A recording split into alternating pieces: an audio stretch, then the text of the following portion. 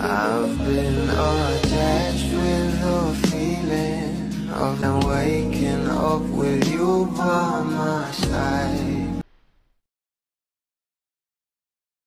Trending talaga at pinag-usapan nga sa social media ang naging kaganapan ng ating Belle sa Cebu na kung saan ay pumunta nga ito para sa Dunkin PH. Ito pa nga guys ang bawat larawan na binahagi nga sa atin ng ating Belle Mariano sa kanya social media account na sobrang ganda at sexy talaga dito ng ating Belle.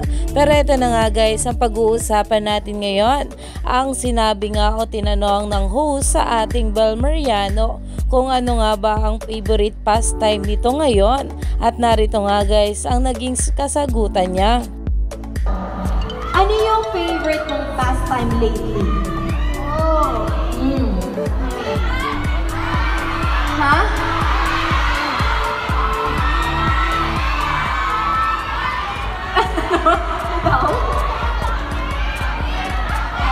So unang kwento Na hindi na nga nakasagot dito ang ating Belle at napangiti na nga lang sa sinabi ng mga bablis dahil nga ang favorite pastime nga raw ng ating Belle ay ang holding hands na alam naman natin na palagi talagang ginagawa nila ng ating Donnie Pangilinan. Kaya naman umani pa nga ito ng maraming komento at pinag-uusapan na. Kaya naman stay tuned lang tayo for more updates sa ating couple.